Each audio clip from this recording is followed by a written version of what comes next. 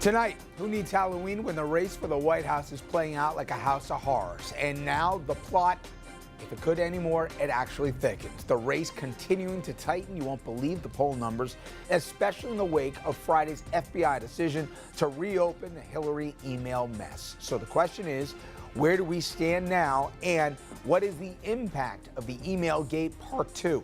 Our panel will sound off.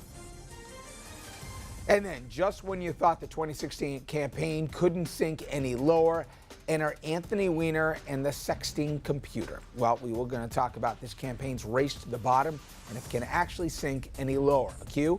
The answer is yes. And later, closing arguments in the Bridgegate trial. A jury will decide what happens to Bridget Kelly and Bill Baroni. That as the jury of public opinion weighs in on Governor Christie and more, Andrew Cuomo as well.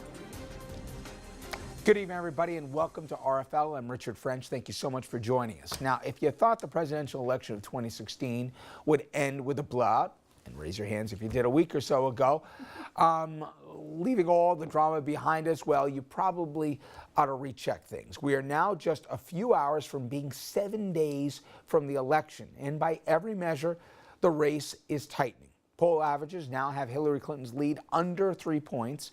Compare that to just last Wednesday when her lead was twice as large as it stands today, and a week before that in double digits. Half her lead gone in just 5 days. The race may even be closer than that. The last 4 national polls have an average Clinton lead of just 1.5 points. And it's not clear how much the race has tightened because of Friday's FBI announcement that they had found a trove of Clinton emails on Anthony Weiner's home computer. But that was the dominant issue in the race over this weekend, and it was again today. That is, Clinton tried to minimize the impact, and Trump looked to turn the October surprise into a pivot that leads him to the White House. Both the Clinton and Trump campaigns still feeling the aftershocks from Friday's FBI surprise. Happy Halloween, everybody. We're doing great in every poll. I mean, we're doing amazing. Right now, the FBI searching through thousands of emails connected to Hillary Clinton aide Huma Abedin. Although it's unclear if any of these emails will show wrongdoing by Clinton, there are signs it may be damaging her popularity in the polls. Currently, at just a 1-point lead in the ABC News Washington Post poll out today. Donald Trump riding the momentum into traditionally Democratic states like Michigan, a state that hasn't gone GOP since 1988. The American people are the victims of this corrupt system in every way. And this is your one chance right now, November 8th, to change it. Clinton warning supporters that a Trump presidency would lead to a dangerous world. Let's not get distracted from the real choice in this election. Releasing a new controversial ad. To see that coming forward in this election is really scary. And reassuring her supporters about the FBI investigation. And I am sure they will reach the same conclusion they did when they looked at my emails for the last year. There is no case here. And continuing to question FBI Director James Comey's decision to speak publicly about the ongoing investigation this close to Election Day. The White House also weighing in. I'll neither defend nor criticize what Director Comey has decided to communicate to the public about this investigation. So with that, a lot to process. And while the political reaction to the FBI decision has been decidedly partisan, we've actually seen some bipartisanship from former Justice Department officials and Attorney General, all critical of the decision made by the FBI director to make that bombshell announcement without providing any other details. Former Obama Attorney General Eric Holder, he said Comey's decision was incorrect. It violated longstanding Justice Department policies and tradition, and it ran counter to guidance that I put in place 4 years ago, laying out the proper way to conduct investigations during an election season.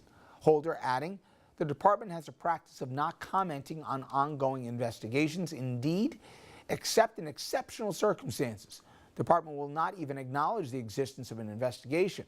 The department also has a policy of not taking unnecessary action close in time to Election Day that might influence an election's outcome. These rules have been followed during Republican and Democratic administrations. He added, good men make mistakes, obviously a reference to Mr. Comey.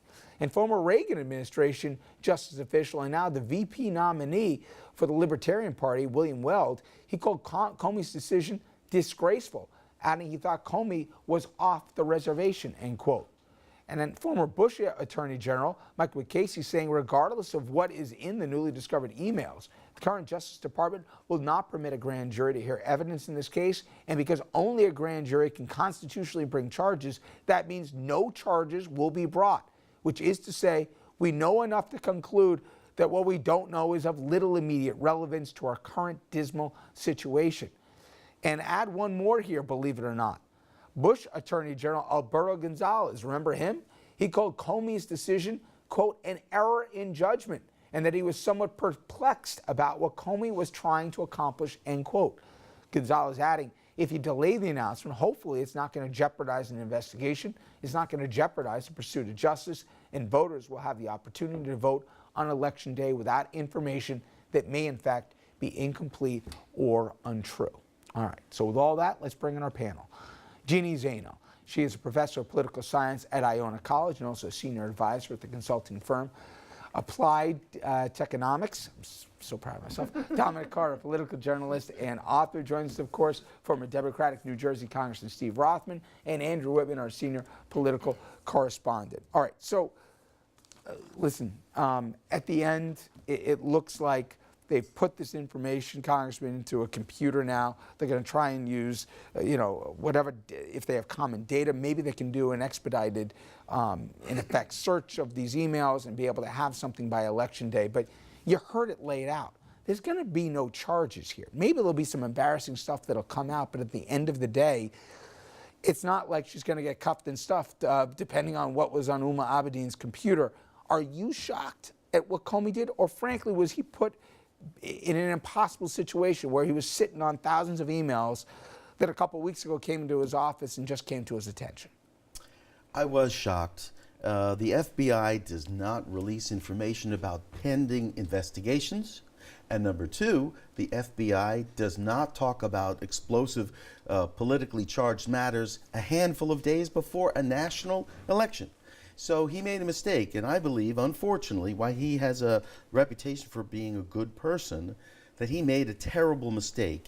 He put his own personal reputation ahead of our democracy, of our political process. What I mean by that is he was afraid that Republicans would continue to challenge him about Hillary Clinton's emails. So he comes out and says, well, we found a bunch of emails, and I'm going to tell the whole country about it. This is before he even read them. He still hadn't read them as of yesterday. He just got a warrant to read them yesterday, Sunday, but on Friday he was saying there may be something, but he hadn't even read them. Now, I'm going to do something, as they say, facts not in evidence, but Andrew, we do know that other agents came across this information as much as 2 weeks before either the director knew or certainly before the director did. If the director believes that it's going to get out, that they're sitting on thousands of emails that were unread, did he really have a choice to say, we'll just wait till after November 8th? Yeah, they found sort of the metadata surrounding these emails. They knew that they had gone to Hillary Clinton, at least some of them had, and so they knew what they had. I would ask the congressman, go a day after the election, let's say it's November 9th, and we find out from the FBI, oh, we had 6,000 emails that we found that we hadn't processed through. And by the way, voters never got to know this in advance of the election. Look, we talk about transparency all the time and giving voters the information they need. Do they have complete information? Absolutely not. They're not going to get close to all the information they need. But I think people needed to know that there was more email that was found. Well, if I may, Andrew, and congratulations on your wedding, by the way. He's off the market, guys. Ladies, I should say. He hadn't read the emails. No one in the Justice Department or in the FBI had read the emails. That's why they had to go get a warrant on Sunday, yesterday, because nobody had read them. And they may well be all duplicative. Steve, I'm with you. But they may all be duplicative. If you know you're the FBI director and your agents know you got all these emails from Hillary's right-hand person, isn't he afraid somebody's going to run their mouth before the 8th to say, hey, we're sitting on this treasure trove of stuff here? Or even after the fact, look at how bad they would look. Here's a more important thing for U.S. national security. There are FBI investigations going on right now about Donald Trump's connection, financial connection, with people around Vladimir Putin, and about the associates of Donald Trump surrounding him in his campaign, who have very tight business and financial relationships with either Putin or Putin's billionaire oligarchs surrounding him. That's under FBI investigation. That, to me, is more serious, but Comey decided not to reveal that investigation to the American people. So we'll put the legality of how this was handled or mishandled to the side. We got an election coming up a week from tomorrow. How much is this impacting what's going to happen next Tuesday? Or do people already make up their minds? And I really say, if you're undecided at this point, I don't know where you've been. Is this changing minds, you think, or not? So far, we actually don't know the answer to that question. We're just getting poll data Then now, explain and why some the of them numbers are coming together so well, closely. because as we talked about 2 weeks ago, the numbers are always going to come together. So there's that. This It was much? it was always going to get close. This was always going to be a close election, and the numbers are coming together. And we're starting to see the first round of data that's coming out after the release of this information from Comey. And we are seeing a tightening, but we do have more undecided Republicans in key battleground states than we have Democrats. Those people are likely to go towards Donald Trump. We also have this question of turnout. Does it depress Democratic turnout? Does it increase Republican turnout? You know, the best guess I have from people I've talked to is we're probably going to see a 1 to 2 point gain by Donald Trump as a result of this, if anything, over the next week. You know, it's all still in favor of Hillary Clinton. Had this come out a month ago or 2 months ago, we might see a different story, but obviously the time frame is narrowing. And you say that it's still hers to lose, if you will, because of the map? Very narrowly, it's still hers to lose because of the map. He has to get every single state that's up for grabs in order to get, she's already at 270. She's got to lose and he's got to gain, so it's an uphill battle for him. She beats him on the ground, she beats him in terms of money, she beats him in terms of organization, and so that's a big advantage for her, and the map was always in her favor as well. You know, Dom, in certain ways, I've heard some people say it almost doesn't matter, because people that didn't like her already thought she was, a crook or playing free and easy with the rules. People didn't like him, thought he was a lunatic. And while there may be some undecideds out there, is this really going to push it one way or the other? You think this one matters a lot, or is it just who wins the news cycle? Let's put it this way: if you're Team Clinton, do you really want to take that chance? Nope.